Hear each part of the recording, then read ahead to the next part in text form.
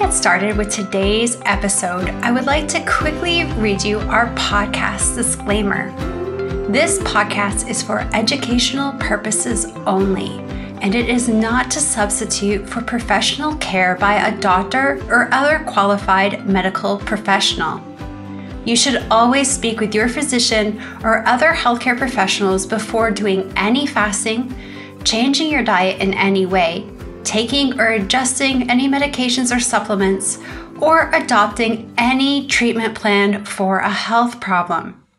The use of any other products or services purchased by you as a result of this podcast does not create a healthcare provider-patient relationship between you and any of the experts affiliated with this podcast.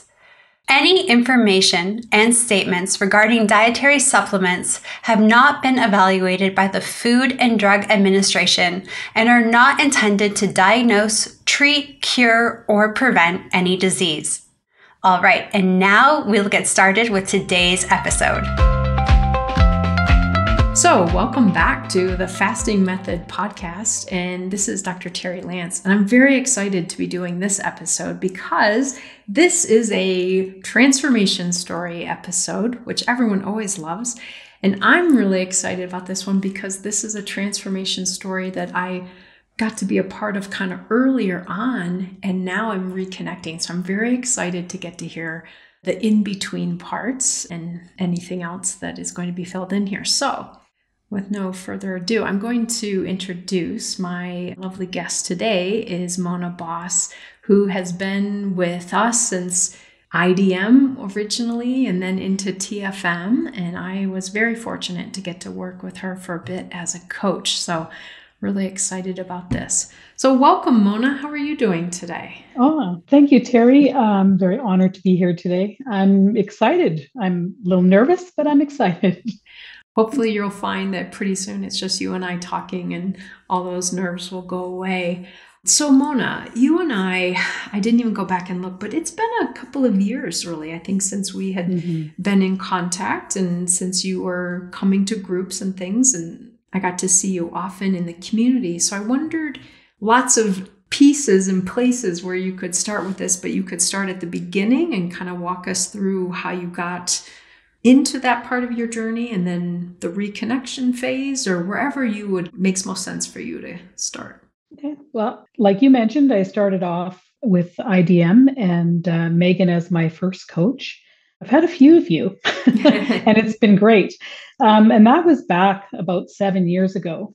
At that time, I was pre-diabetic and very overweight still, but I had lost some weight, but it wasn't going very fast, very happy with that. So I got into learning everything I could about IDM at the time, well, TFM now, and started at first, I kind of did it like a diet, like all the other 200 diets I'd done previously.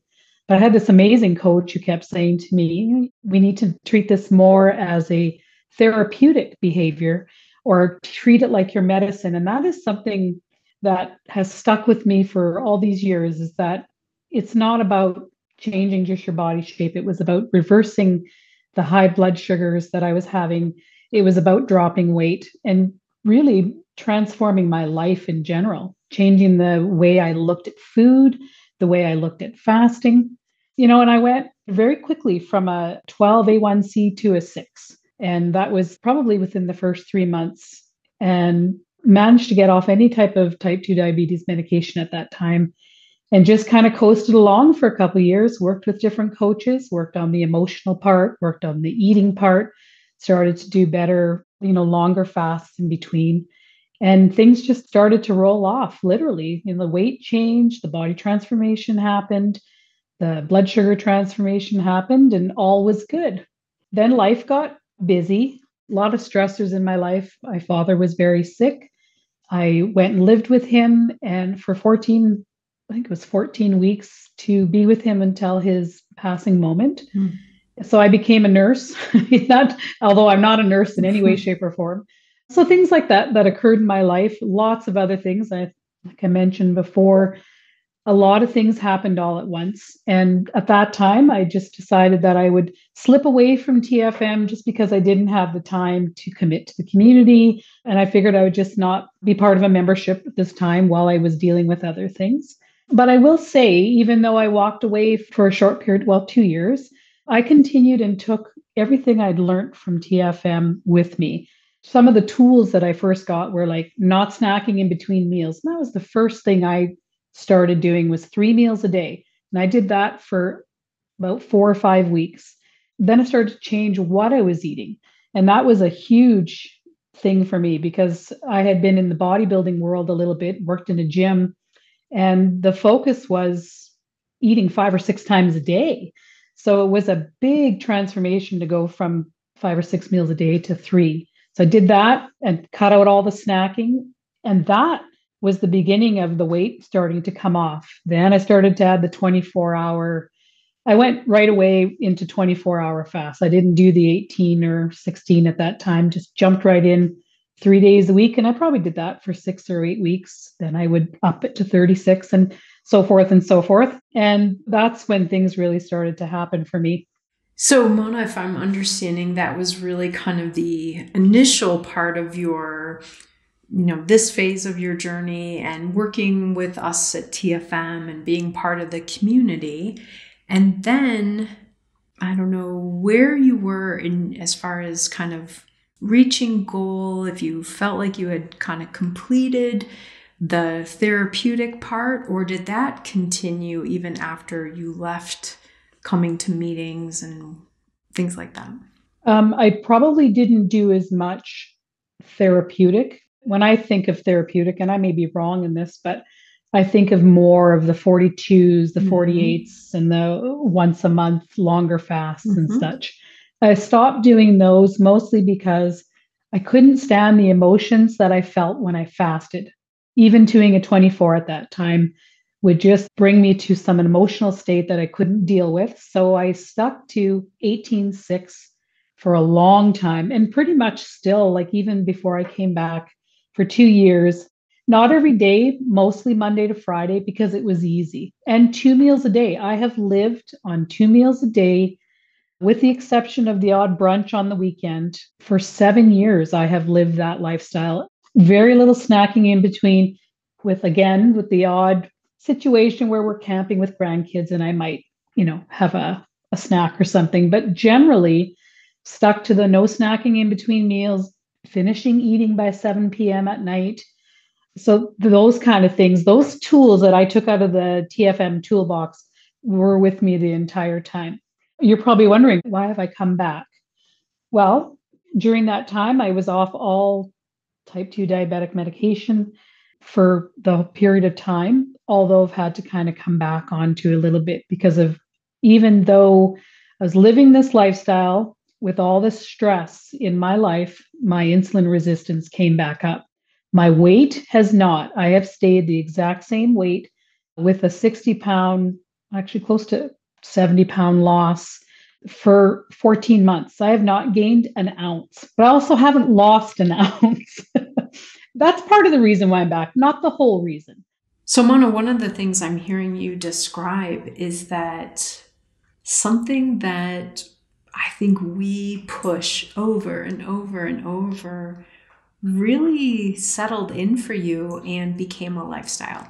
And beyond more extensive fasting, the TRE, the eating 2 meals a day without snacking in between, without grazing, and that has really helped you in this journey. And so often people are concerned about, what if I reach my goal? What will I do then? How will I possibly maintain? Because most of us have experienced that with dieting, maintenance is really complicated.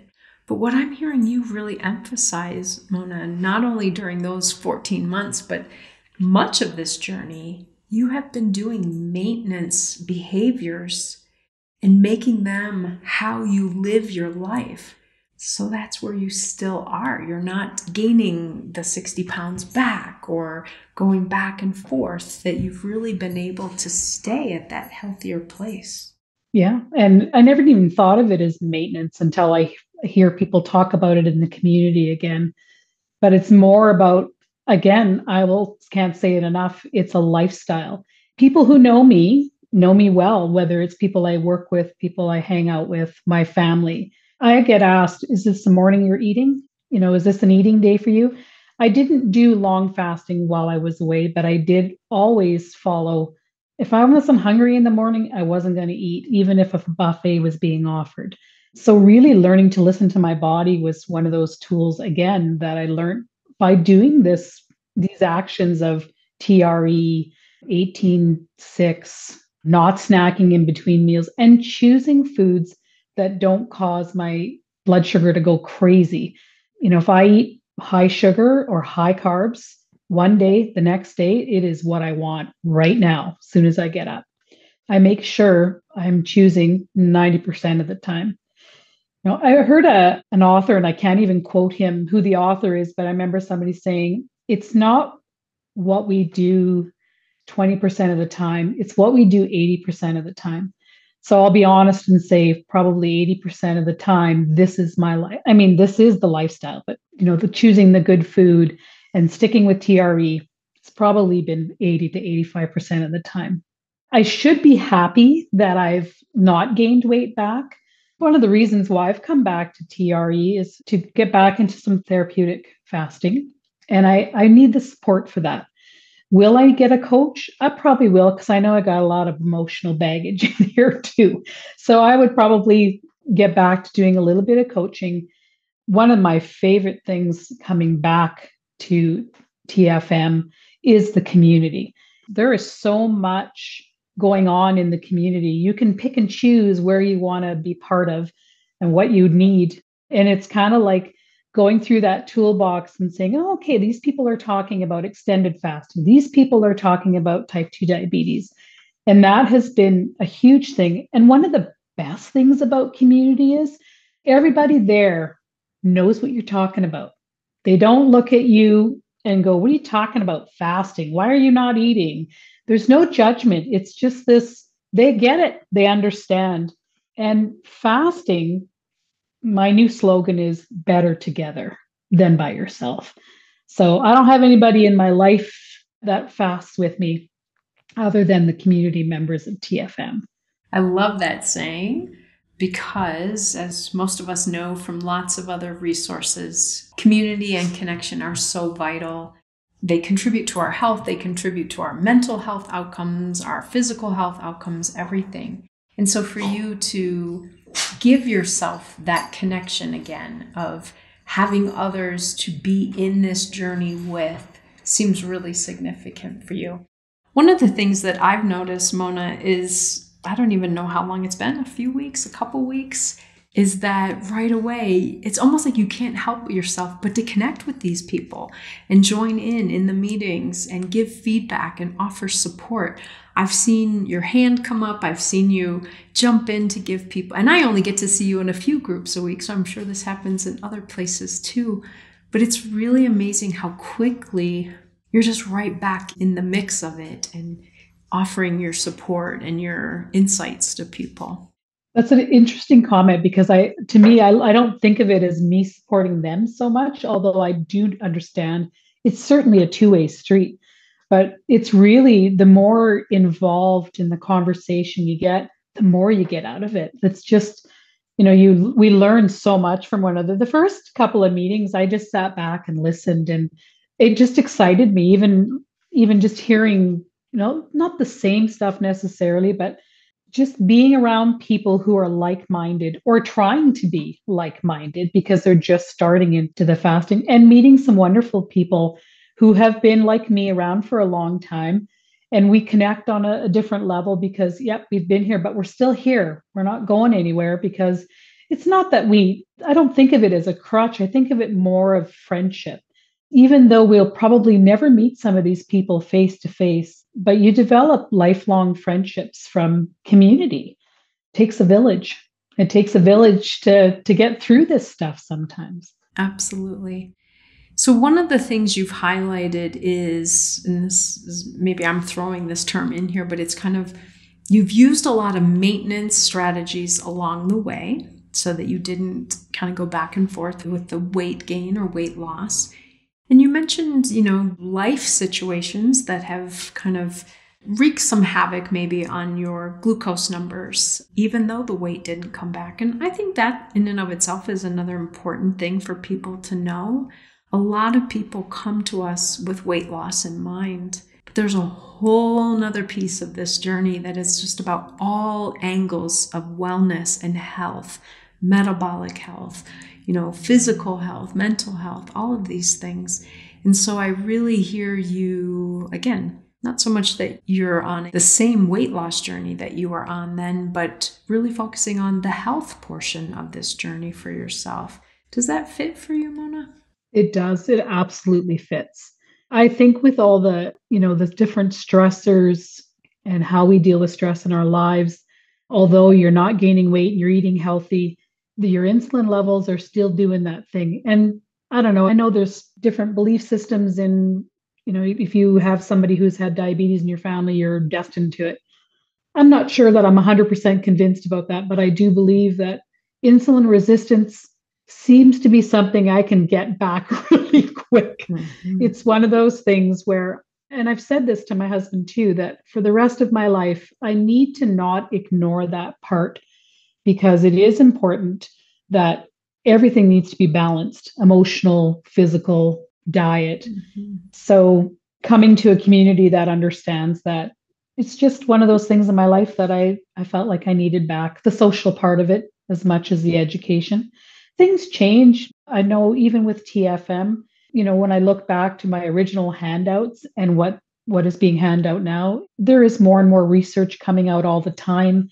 And Dr. Fung and Megan are both very up on their research. So, those kind of things are very helpful as well in staying, doing everything I can to make sure that I stay healthy. And, when you talk about being healthy, I often think I want to have wellness. I want to be well, and healthy is kind of in that same pillar.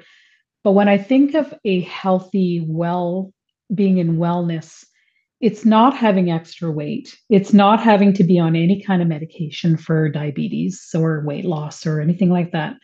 So that is kind of my newer goal, is just maintaining, and I'm getting older. So I want that longevity, the healthy lifestyle of being able to run with the grandkids and those kind of things. So it's a whole gamut of things that fit into that wellness and what I think wellness looks like. Absolutely. Mona, one of the things I was curious about, and I'm smiling as I say this because you and I mentioned it at the top of the hour when we first got on here, but I also saw some conversation going on in one of our group meetings about this, is you have a photo of yourself on a very nice new motorcycle. And I'm just curious, is that something that you would have done a few years ago? Is that a part of life that's kind of reopened to you now with the health that you've been achieving and the maintenance of the weight loss? Did that kind of reignite or ignite this part of your experience?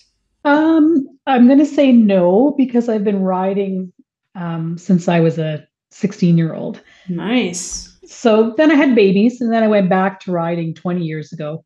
But I used to ride a big cruiser because I was very overweight, and I felt that I didn't fit comfortably on a littler bike. So I guess, yeah, part of it, I've always been riding, but this bike is more of a sporty, kind of sporty, lighter bike. I didn't need the big, heavy bike to hold my weight anymore. So yeah, I guess, yes, it's part of it, but I've been riding for a long time. And this bike is a lot of fun. It's a little bit more zippy, and I fit into it because I can keep my knees bent, and I don't have this big belly in the way anymore. So yeah. So riding has been part of your life for a long time, but it's still evolving in how you do it and what machine you're using, and that's great. 100%. Yeah. Sometimes it's about what you fit. I'm also short, so I'm limited to some bikes, but always rode a heavy, big cruiser style bike because I was over 200 pounds and felt like I didn't want to be falling out either side of the bike. So I wanted something that fit.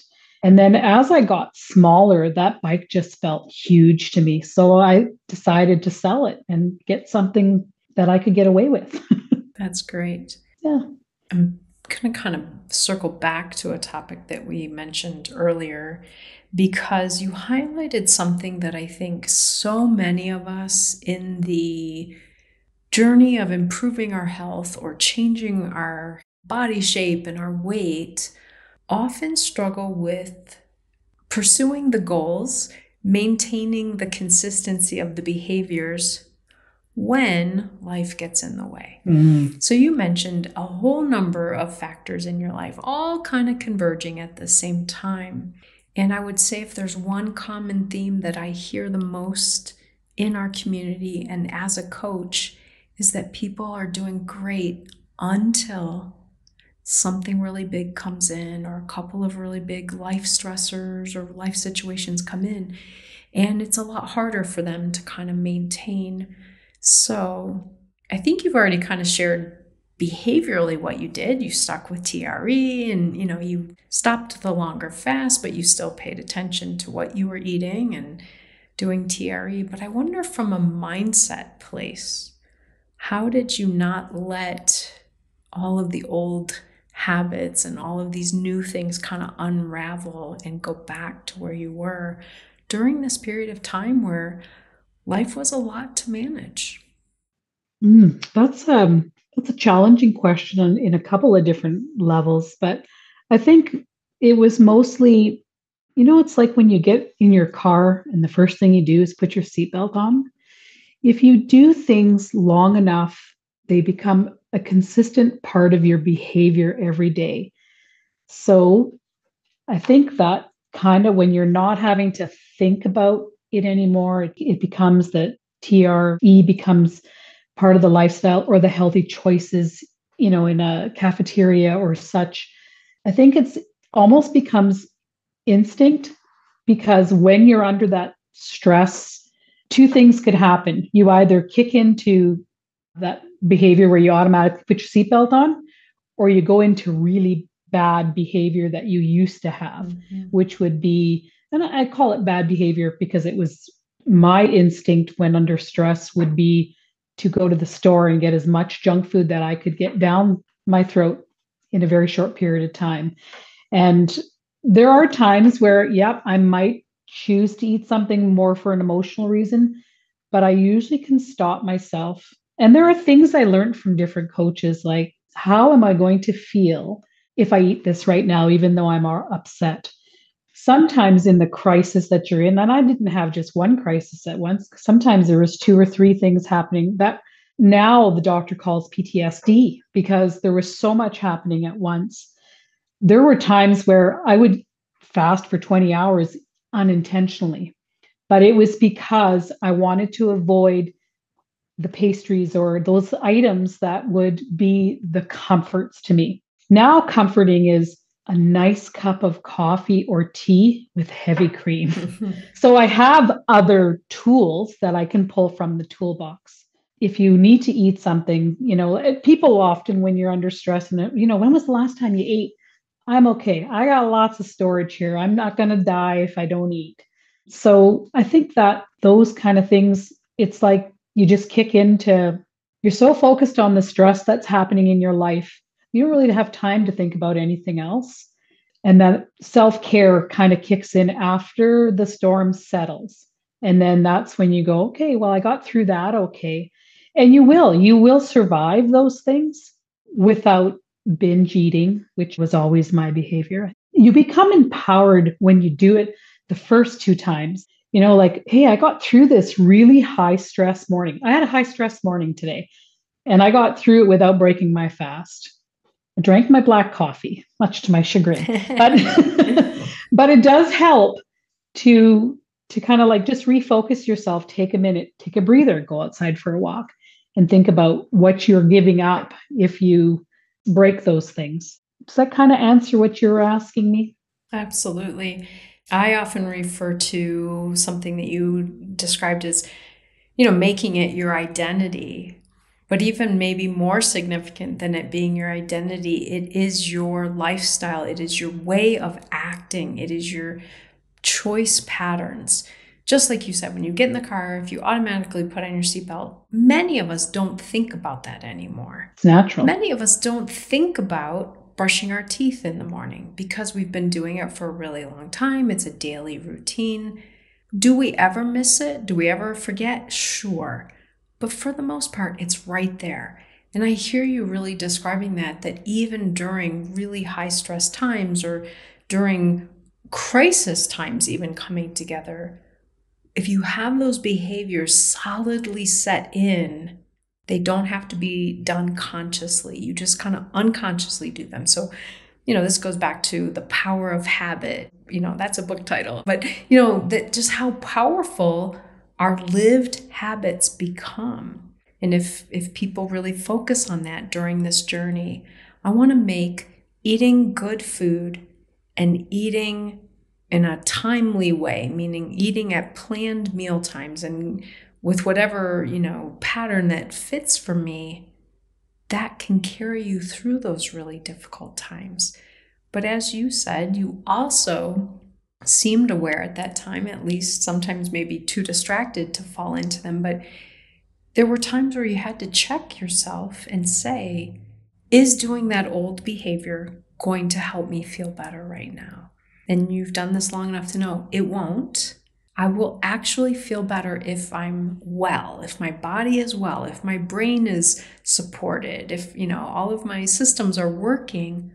I will actually be better able to handle these stressors that are coming at me right now, rather than using some old behaviors or old foods that actually take away from my ability to manage what's going on right now.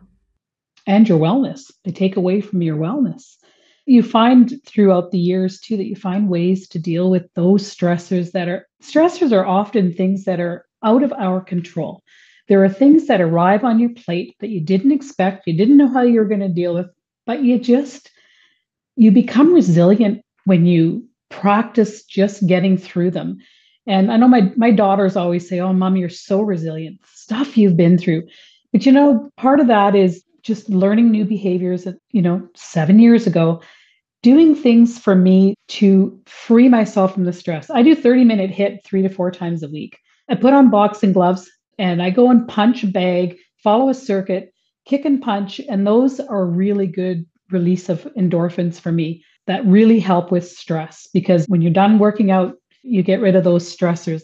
Wind therapy is another one of my absolute favorites. If I've had enough and I need some Mona care, I'll go ride my motorcycle. Not this time of year yet, but soon in the summer. Wind therapy, and anybody who rides a motorcycle will totally understand what that is. The wind in your face. You become so free from those negative thoughts once you get out and breathe and smell everything that you go by when you're on a motorcycle. So those are, for me, wind therapy and working out are two really good, healthy habits. I also like to do other things like color when I'm frustrated or, and I buy coloring books that have swear words on them. So, I do adult coloring. These are things that I have found that help. I heard somebody in one of the groups, I think it was on Saturday mornings, saying, "I need to keep my hands busy." So she knits. And I'm like, wow, that's very true. That's why I sit, if I'm in the evening and I want to watch television, I color. I have my adult coloring book while I'm watching TV because it keeps my hands busy. That's right. So tools. It's probably the biggest reason why I do so many online jigsaw puzzles, because in the morning first thing or in the evening, those are times when, if not occupied, my hands want to go into the cupboard or into the refrigerator and into a bag or a box. And so keeping them busy, I think, is brilliant. And I love that you've made this reference to the toolbox. And you and I kind of joked before we came on here that one of the things I think you described is that you basically put so many tools into your toolbox that you now have options. You don't have to use the same tool every time. And you don't have to use all the tools at once, but you have this array of tools that you can then decide how to apply in what situations. Those are huge. And the joke is, of course, I could wear a tool belt with all the tools, but we try to use one or two. And and the more you read and listen to people in these group sessions or in the community, so many people have great tools that they use that, hey, that's a good one. Things like being present when you actually eat. I have a bad habit of turning on Netflix while I'm eating lunch if I'm alone. Somebody reminded me that that's not always a healthy thing to do. It's better to be present. Not that I'm going to put my fork down necessarily between each bite, but being present and enjoying the colors of my food and the sensation as I eat them or the smells. Another tool, again, like I said, so many tools that I receive from TFM and the community, really. All right. So, Mona, I'm so appreciative of you being with me today and getting to have this conversation with you, and so excited to get to reconnect with you.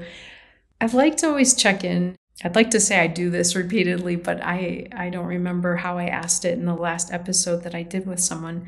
But I'm really curious, based on how we've kind of talked about different phases of your journey and things. What advice would you give yourself in the early part of this process, knowing what you know now? And, that same advice, obviously, to other people out there who are at a different phase, even in their journey. What are the biggest kind of tips, maybe 2 or 3 big tips that you would give? First of all, thank you very much, Dr. Terri, for inviting me on. This has been kind of fun chatting. My first tip would be consistency. Stick with the consistency. Drop the timelines and work on yourself for you, not for a date or a specific timeline. Stick with it.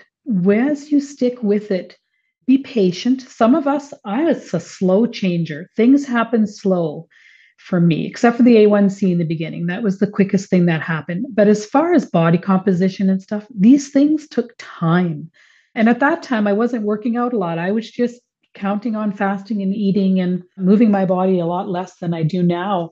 But stick with it, be consistent, be patient with yourself, be kind to yourself. If you have a day where you slip, let it go, start the next morning. Don't get caught up in I ruined it. I may as well just go ahead and eat all this stuff now. Yeah. The beautiful thing about a new day is it's a new day. It's a new beginning every day.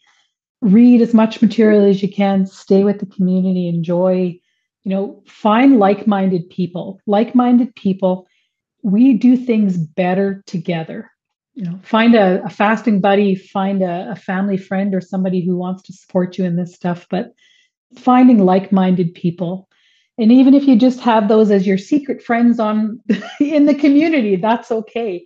But having those like-minded people, some of us are more social than others. I'm a social butterfly, but those supports, and even if I just sit and spend an hour reading or 50 minutes in a meeting listening to other people share, always something to take away from that. So those are my tips. Very good.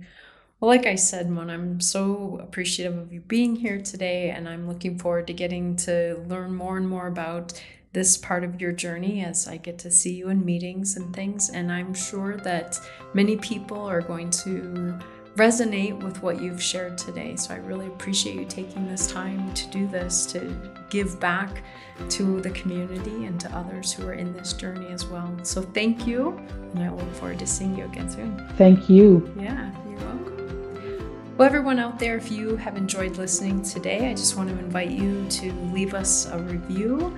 We look forward to bringing you another episode soon. So happy fasting, everyone, and take good care.